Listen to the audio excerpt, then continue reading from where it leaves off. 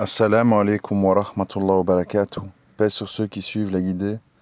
Paix et bénédiction sur le prophète sallallahu alayhi wa sallam, sur ses compagnons, ses amis, sa famille, ainsi que sur tous ceux qui le suivront de bonne foi jusqu'au jour du jugement. Alors, bon, c'est vrai que si je me laisserais aller, j'ai tellement de choses à vous dire qu'il y aurait 4-5 audios, mais bon, j'essaye un petit peu d'éliminer le superflu, les répétitions, et essayer de garder l'essentiel pour ne pas vous faire perdre votre temps. Ce que je voudrais vous dire, c'est que normalement, face aux choses qu'on vit dans la vie, on doit vraiment essayer d'avoir des réactions islamiques. Et pas des réactions de fierté mal placée, d'ego, je ne sais quoi. À nouveau, bon, pour illustrer, parce que c'est plus simple avec des exemples, il faut essayer de prendre les choses autrement. Par exemple, il y a beaucoup de gens, quand moi ou d'autres, on parle tawhid, shirk et compagnie, oh là là, encore, c'est bon, qu'est-ce que vous avez avec ces sujets-là? Vous voyez du shirk partout, etc., etc. Bon. Dernièrement, on parlait dans les exemples, etc., d'un musulman ou d'une musulmane qui est complètement fan d'un manga ou de Dragon Ball, dans lequel se tiendraient de manière répétée des propos de shirk, ou des blagues, ou des choses, on va dire, néfastes, religieusement parlant. À un moment donné, en fait, il faut savoir écouter, en fait. Il faut savoir écouter et dire, mais cette chose auquel je consacre beaucoup de temps, que j'aime, est-ce que c'est une passion qu'Allah agrée ou pas? Les propos qui y sont tenus, est-ce que c'est des choses dont je n'aurais pas honte si on me dirait toutes ces paroles le jour du jugement, etc. Et quand on en parle, plutôt que de dire ouais, de quoi tu te mêles, et toi t'es qui, et toi tu crois que tu fais pas ceci, vous voyez ces réactions un peu enfantines qu'on croise beaucoup, hein. Ce serait beaucoup plus intelligent en fait de dire subhanallah, c'est vrai que le shirk étant le péché que Allah ne pardonnera assurément pas, ça doit être une obsession pour nous les musulmans de faire attention dans notre quotidien, de ne pas prendre une créature, un dessin animé, une idéologie, des objets, des monuments, des statues en divinité à la place d'Allah ou en choses qui nous accaparent du temps, notre attention. Parce que vous savez, il faut protéger notre cœur en fait. Moi, c'est le conseil que j'ai envie de vous donner. Dans la vie, il faut protéger son cœur. Comment on protège son cœur? On le protège à travers qu'est-ce qu'on regarde, qu'est-ce qu'on entend, les gens qu'on côtoie, l'endroit où on vit, etc., etc. Nous devons protéger notre cœur, c'est important. En islam, on a beaucoup de récits qui nous disent « Attention, trop rire endurcit le cœur. Attention, les péchés, ça noircit le cœur. » Vous voyez? Notre cœur, il faut le protéger. Parce qu'une fois qu'il est abîmé, une fois qu'il est noirci, une fois qu'il est habitué au mal, au shirk, etc., ben en fait, il se révolte plus, il réagit plus, il sursaute plus. C'est un petit peu à l'image que j'explique parfois avec certaines mauvaises langues, bon, il y en a beaucoup, par rapport à l'homme et la femme.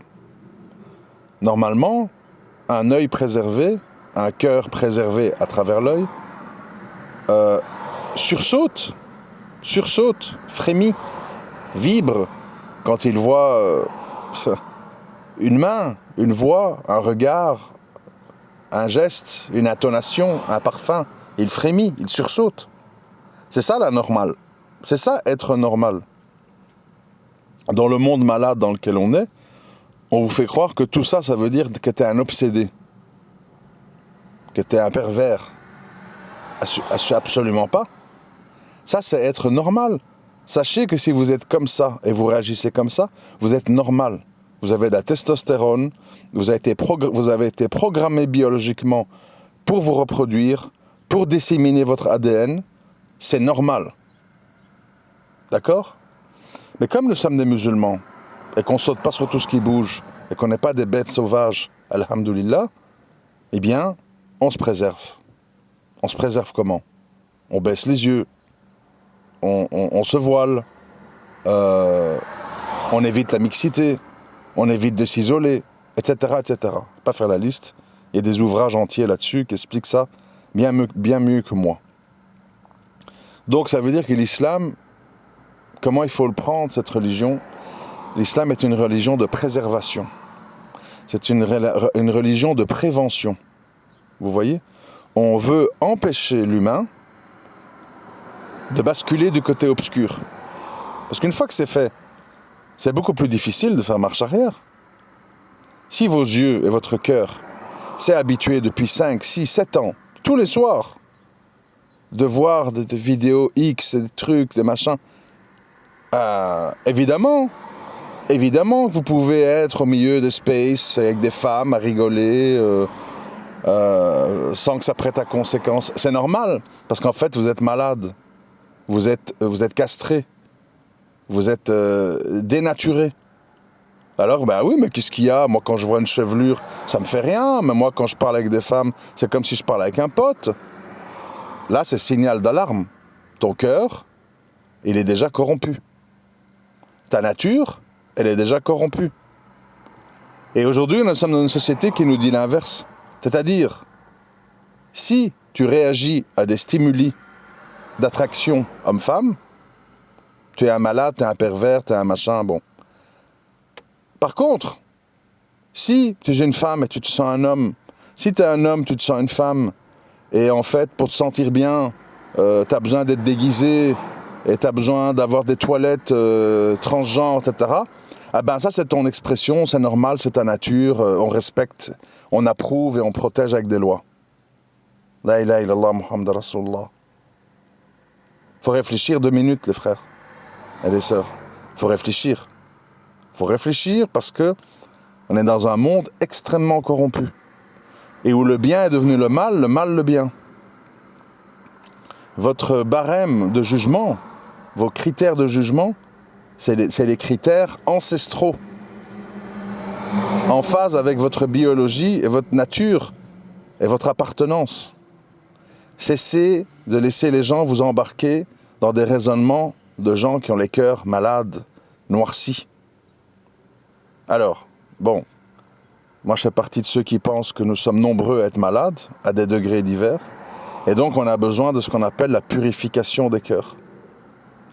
On a besoin, pour aller mieux, moi je peux faire 1 million d'audios, où je dis 1 million de vérités, si nos cœurs restent corrompus, noirs, malades, on va tout comprendre de travers, et finalement ça ne sera pas profitable. C'est pour ça que moi, je vous invite à mettre en place certaines choses. Comment on nettoie son cœur? Comment on nettoie son cœur? On s'éloigne des personnes toxiques, noires, qui sont tout le temps dans les radotages, tout le temps dans les commérages, tout le temps dans les calomnies, tout le temps dans les petites histoires.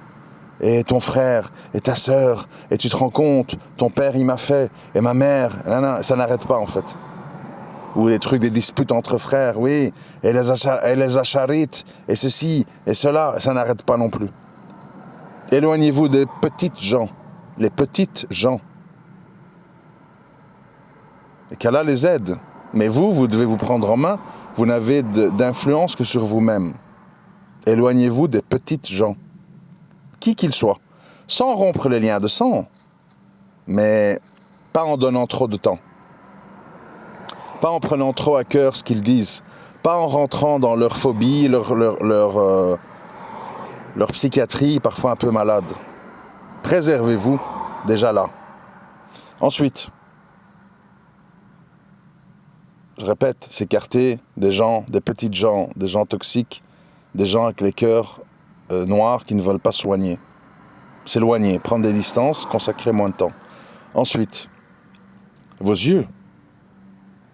Faites attention à ce que vous voyez. Tout ce que vous voyez part directement vers votre cœur et votre cerveau. Le porno, les blagues, les mangas plein de shirk, les choses inutiles, les espèces de 1001 choses qu'on peut voir, les jeux idiots sur les téléphones pour vous occuper avec plein de pubs et de virus.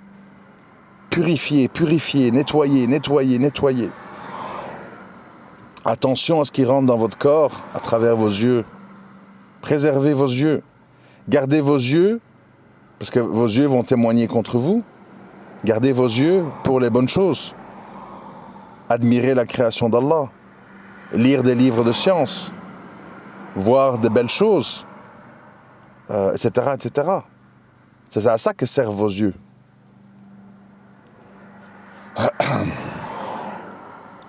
Ensuite, attention, c'est pas moi qui le dis, hein, parce que bon, souvent les gens croient que je suce tout de mon pouce et que, ouais, Abou Rayhan, il prend pas assez de références religieuses, ben, je les prends d'où sinon? De bouddhisme, de mes choses, de ma tête, non.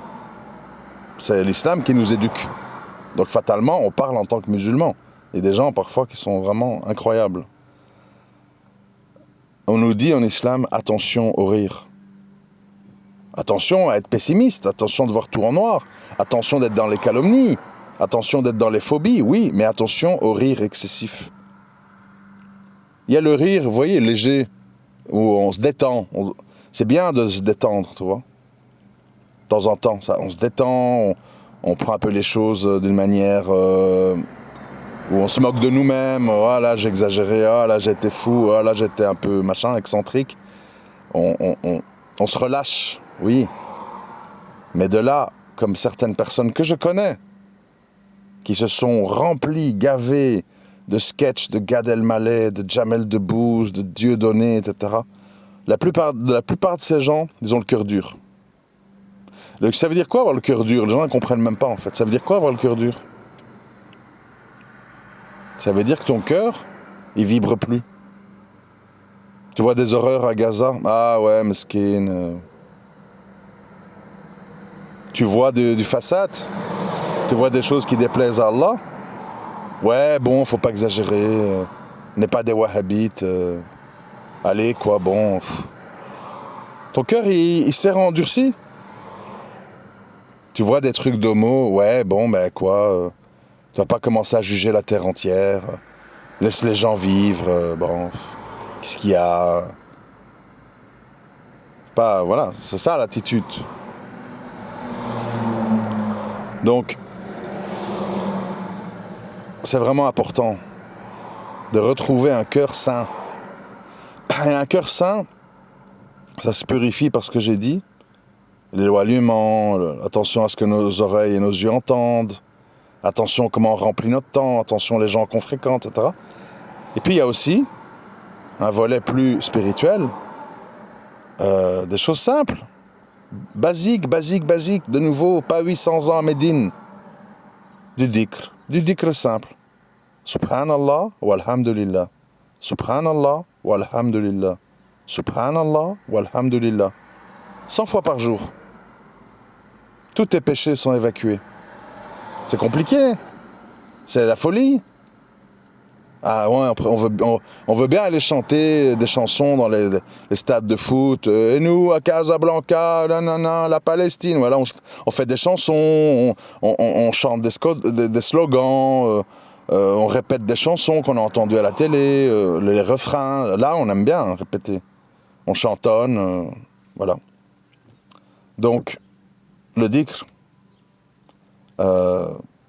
également on nous dit 33 fois Subhanallah, walhamdulillah, Allahu Akbar, la ilaha illallah, tous des mots qui sont honorifiques pour Allah.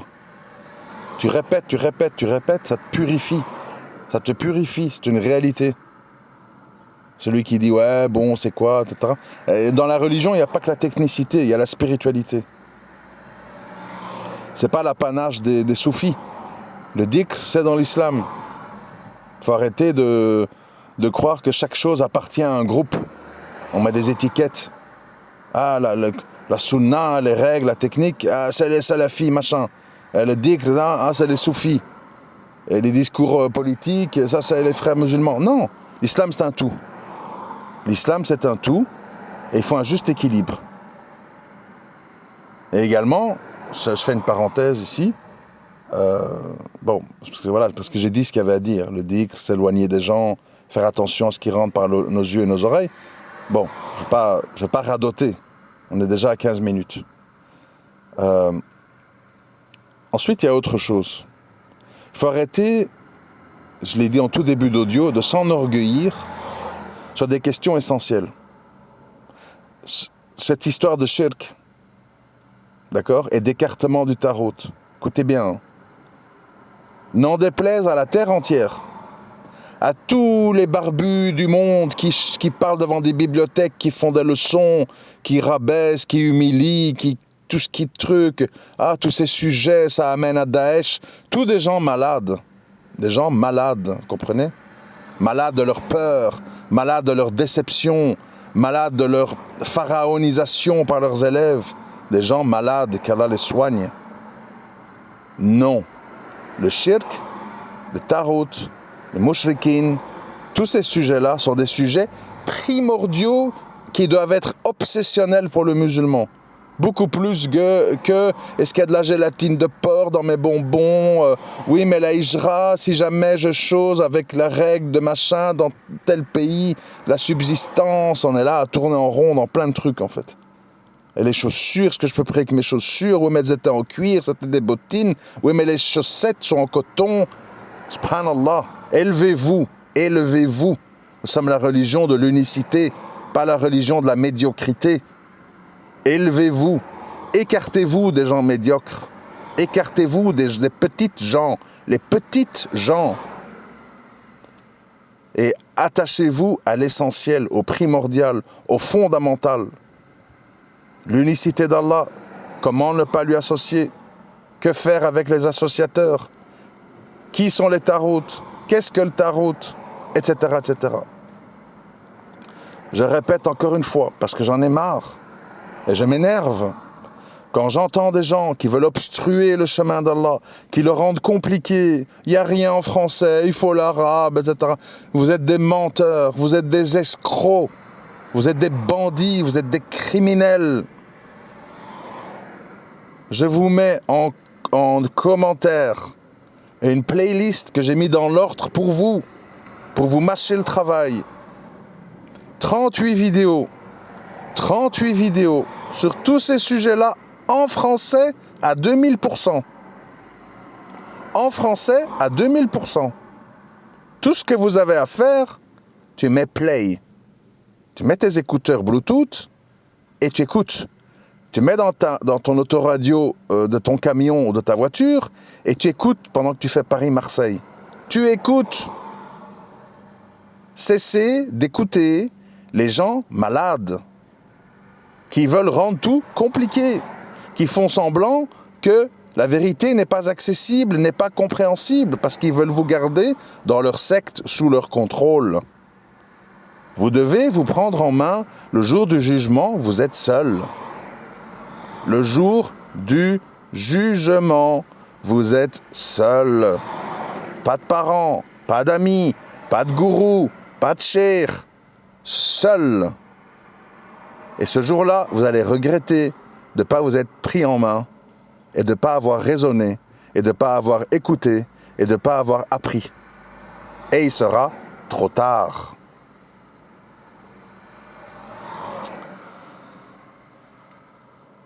Donc, je répète, je vais mettre ce lien vers cette playlist, qui n'est pas complète, qui ne vous donnera pas une compréhension de tout, dans lequel il n'y a pas une ou l'autre petite erreur ou excès. Oui, j'ai entendu ces audios, pas tout, je dois encore finir, mais il y a des petites erreurs ou excès à gauche, à droite.